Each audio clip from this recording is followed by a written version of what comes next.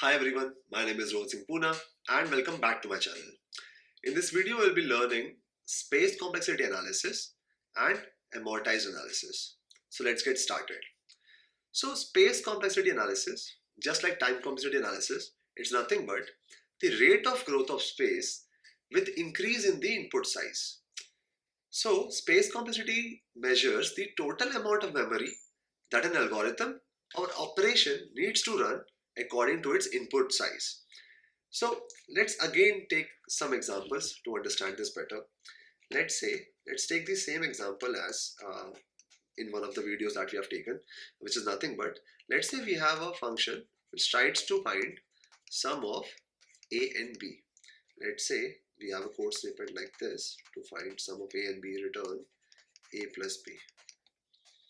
Now, irrespective of a and b, if we try to compute the space that is being taken, then we can see that we are not using any extra space, or even if the value of a and b keeps changing, we are gonna take constant space. Therefore, the space complexity for this code snippet is gonna be big O of 1. Space complexity.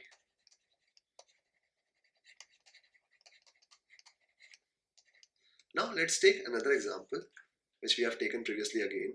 Let's say we have a method which tries to find sum of, let's say, array numbers.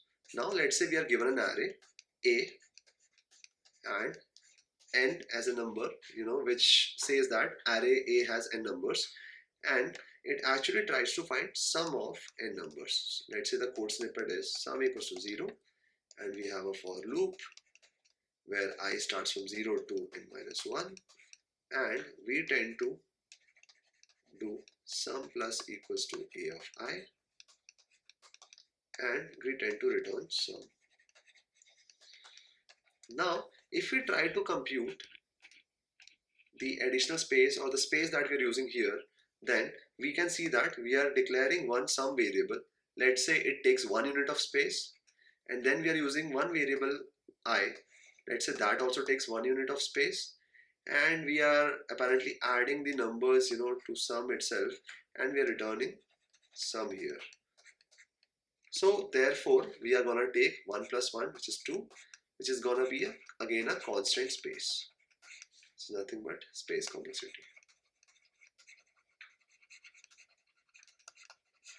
Now someone might argue that we also have an array whose size is n. Then how the space complexity is big O of 1? Now there are two scenarios which I would like to cover here. Is one thing is that a of I is nothing but an input which is given to us. Now to calculate an output,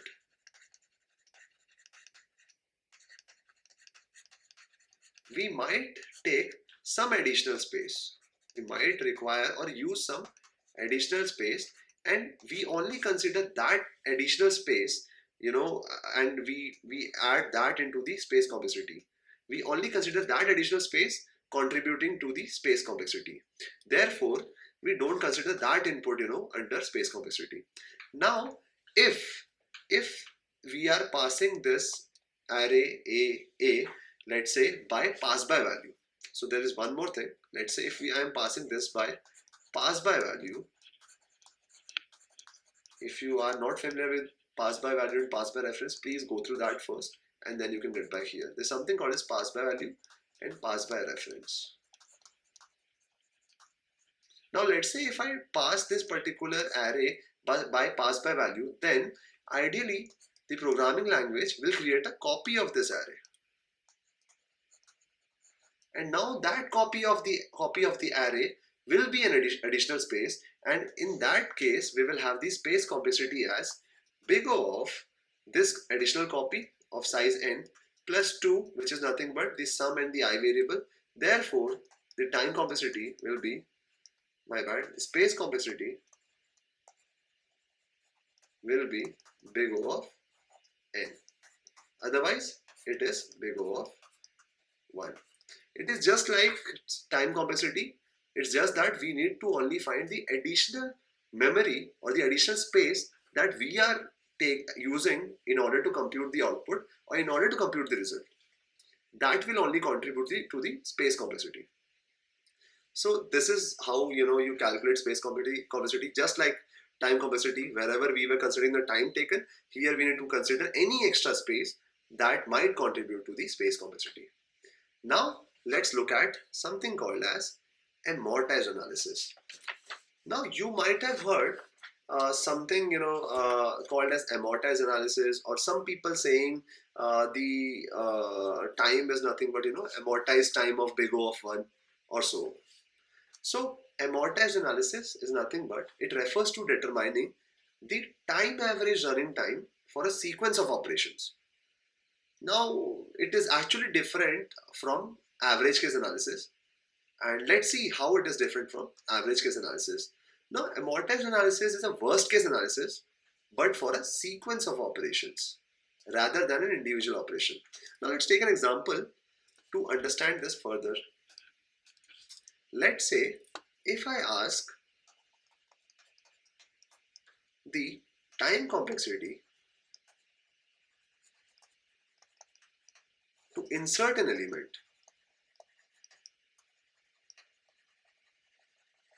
at the end of an array, at the end of an, let's say, vector, or an array list if it is in Java, or let's say a list if it is in Python, or so on, right?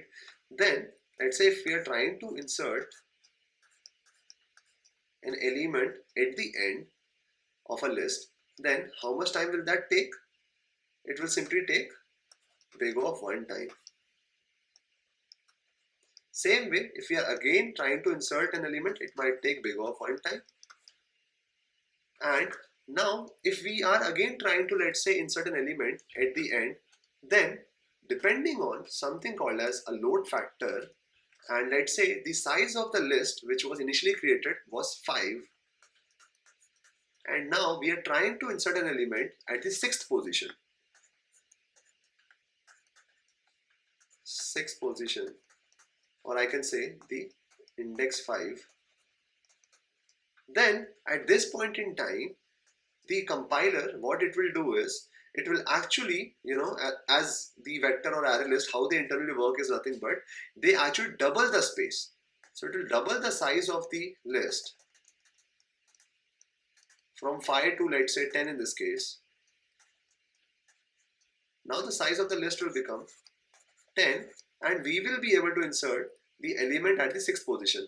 Therefore, to insert this particular element which is at the 6th position, we might have taken big O of how much of time? To replicate the entire 5 spaces and to also allocate additional 5 space. Therefore, we would have taken big O of 10 time.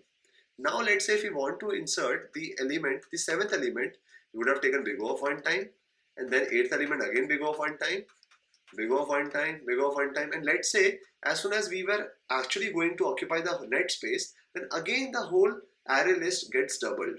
So again in that case we would have taken, let's say, big O of 20 time. Now this doubling is continuously happening, and actually the operations are not always big O of 1 operations, right? Therefore, if we can show that these sort of operations, big O of 10, big O of 20, and then again let's say it will happen big O of 40, 100 and so on, right? If we can show that these operations are very rare, if we can show that these operations are very rare,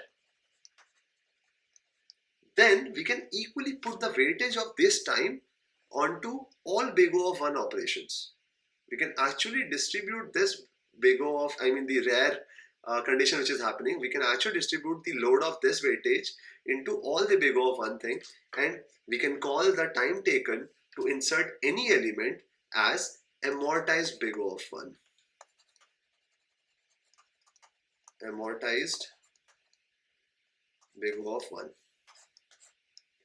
Now, as we can see that one operation might be expensive, right? This big O of 10 might be expensive, big O of 20 might be expensive, big O of 40 might be expensive, but because of this particular expensive operation, all the further operations which are happening, they are happening at big O of 1 time.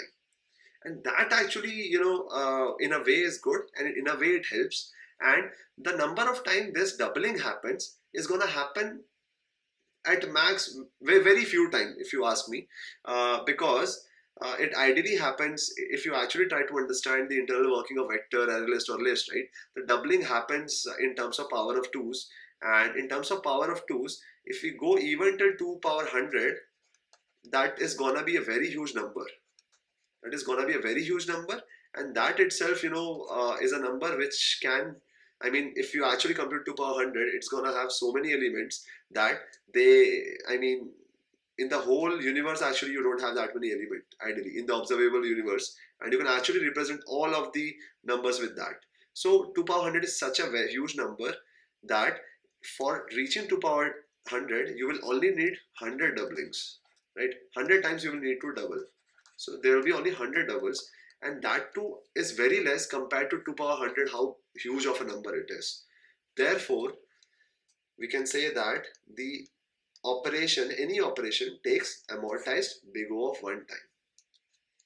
And this is what is amortized analysis.